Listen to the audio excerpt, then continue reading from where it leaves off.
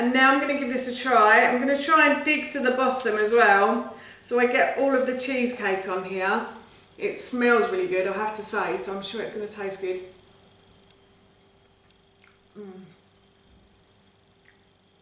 Oh my gosh, that is delicious.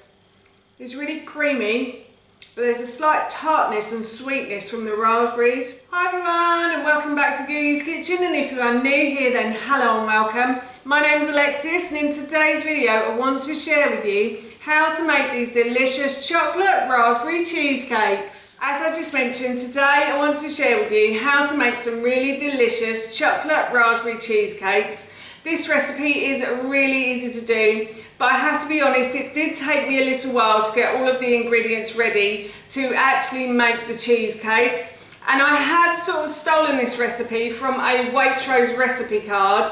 This is one they put out in December 24, and it's for a chocolate pud cheesecake.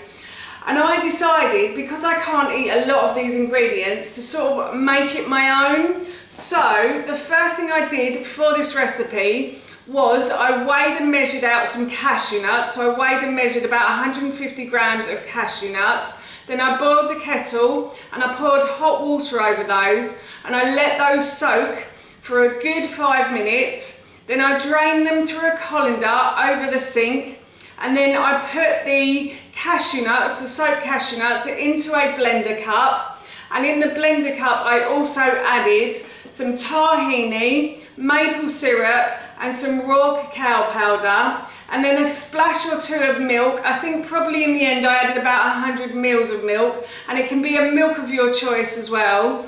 And then I blended those until they were smooth.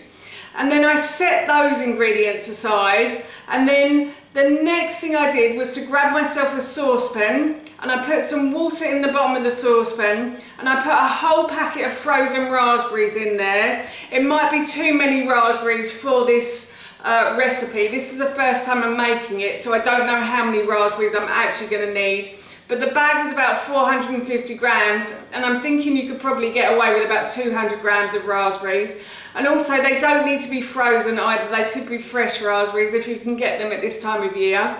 And then I put that onto a medium-ish heat on the hob, and I added 2 tablespoons of chia seed to that.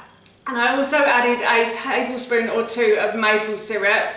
And I mixed those round until they started to become mushy. And then I just left them on the hob on a low heat until they became like jam, basically.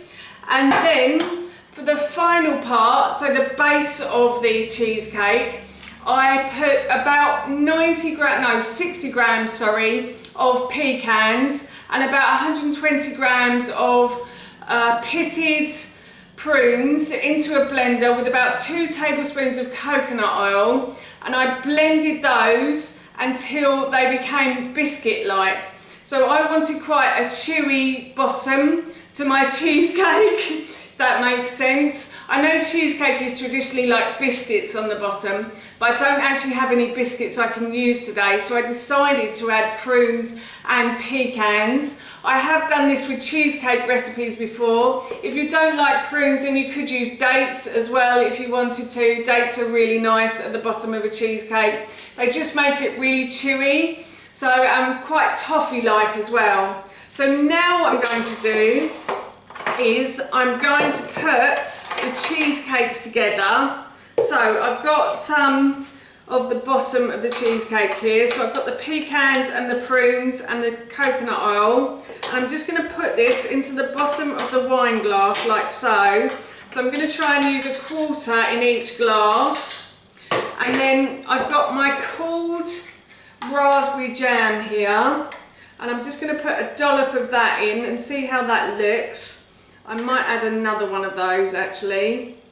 And then to the top of this, I'm going to add some of the chocolate cream cheese that I made earlier. And I'm just going to put that on top. I'm just going to use a couple of tablespoons. And then I'm going to repeat the process for the rest of the cheesecake. Sorry, I just licked my thumb then, I couldn't resist.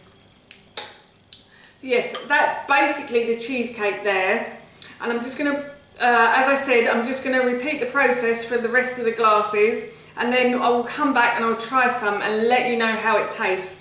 But that smells, and the chocolate cream tastes delicious right now. As I said, I have finished making the chocolate raspberry cheesecakes, and I will try some in a moment, but I just want to say there was actually a little bit of the raspberry coulis left over, which I've put in the fridge, which I'll probably have on porridge during the week. But about 400 grams of raspberries is just about enough to make this sort of size cheesecake. And I also added a little bit of dark chocolate to the top as well. I just grated some dark chocolate over the top. And now I'm going to give this a try. I'm going to try and dig to the bottom as well, so I get all of the cheesecake on here. It smells really good, I have to say, so I'm sure it's going to taste good.